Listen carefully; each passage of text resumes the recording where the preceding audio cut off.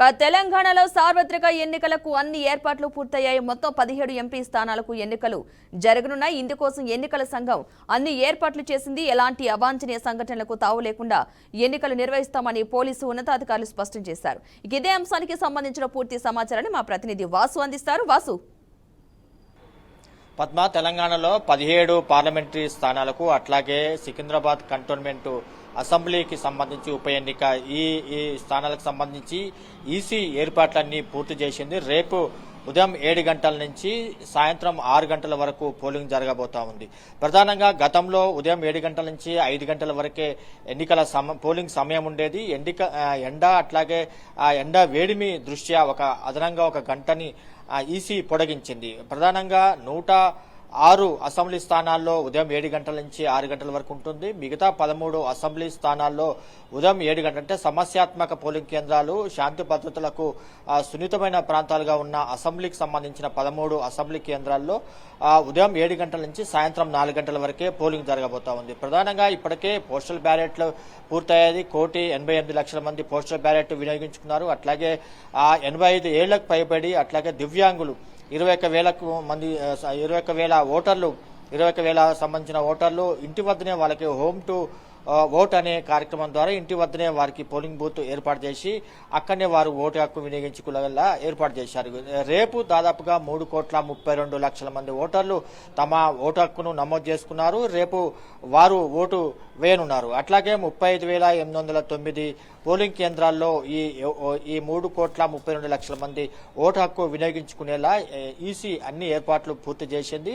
సమస్యాత్మక ప్రాంతాలు, అశాంతికి సంబంధించిన ఏదైనా అవకాశం ఉండే పోలింగ్ కేంద్రాల్లో కట్టుదిట్టమైన భద్రతా ఏర్పాటు చేశారు. అట్లాగే ఇప్పటికే 160కి సంబంధించిన కేంద్ర బలగాలు తెలంగాణ రాష్ట్రానికి వచ్చాయి. అట్లాగే తెలంగాణలోని పోలీసులు 70,000 మంది పోలీసులు, అట్లాగే పొరుగు రాష్ట్రాలకు సంబంధించిన పోలీస్ సిబ్బంది దాదాపుగా 20,000 మంది, 90,000 వరకు పోలీస్ సిబ్బందిని ఈ ఎన్నికల్లో ఈ పోలింగ్ సందర్భంగా వినియోగించుకోనున్నారు.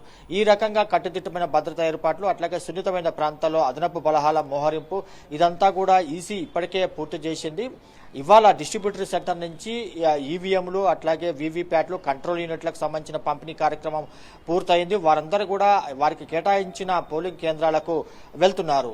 ప్రిసైడింగ్ ఆఫీసర్లు, అసిస్టెంట్ ప్రిసైడింగ్ ఆఫీసర్లు, పోలింగ్ ఆఫీసర్లు, అసిస్టెంట్ పోలింగ్ ఆఫీసర్లు, ఈ సిబ్బందికి సంబంధించి దాదాపుగా 1,90,000 మంది ప్రత్యక్షంగా సిబ్బంది ఈ ఎన్నికల కార్యక్రమంలో పాల్గొంటున్నారు. అట్లాగే 1,10,000 మంది పరోక్షంగా ఎన్నికల విధుల్లో పాల్గొంటున్నారు. ఓవరాల్ గా 3,00,000 మంది సిబ్బంది ఈ ఎన్నికల్లో పాల్గొంటున్నారు. ఇటు సికింద్రాబాద్ కంటోన్మెంట్ కు సంబంధించి 232 పోలింగ్ కేంద్రాలని ఈసీ ఏర్పాటు చేసింది. ఇక్కడ ఉదయం 7 గంటల నుంచి సాయంత్రం 6 గంటల వరకు పోలింగ్ జరగబోతా ఉంది. ప్రధానంగా తెలంగాణకు సంబంధించి 17 లోక్సభ స్థానాలు, ఒక అసెంబ్లీ స్థానానికి సంబంధించి ఏర్పాట్లన్నీ కూడా పూర్తయ్యాయి. రేపు ఉదయం 5:30 ఫస్ట్ గా మాక్ పోలింగ్ నిర్వహిస్తారు. ఈ మాక్ పోలింగ్ లో ఈవీఎం కు సంబంధించిన సాంకేతిక సమస్యలు వచ్చినా కూడా వాటిని పరిష్కరించేందుకు ప్రతి అసెంబ్లీ సెగ్మెంట్ కి 2 లేదా 3 ఈసీఐఎల్ ఇంజనీర్లను, టెక్నికల్ బృందాన్ని అక్కడ ఏర్పాటు చేశారు. వారి సమక్షంలోనే ఈవీఎంలో ఏదైనా సమస్య వస్తే వారే దాన్ని రెక్టిఫై చేసే విధంగా ఈసీ ఆదేశాలు ఇచ్చింది. అట్లాగే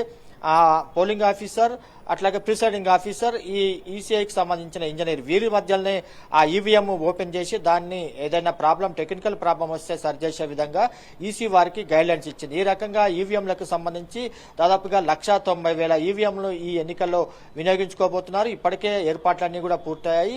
ఈ సమ్మర్లో ఎండ వేడికి ఓటర్లు ఇబ్బంది పడకుండా షామియానాల ఏర్పాటు కానీ, అట్లాగే టెంట్ల ఏర్పాటు కానీ, తాగునీరు ఏర్పాటు కానీ, అట్లాగే కూలర్ల ఏర్పాటు కానీ ఇవన్నీ కూడా ఈసీ పకడ్బందీగా చేయాలని చెప్పి పోలింగ్ అధికారులకు ఇప్పటికే ఆదేశాలు ఇచ్చింది.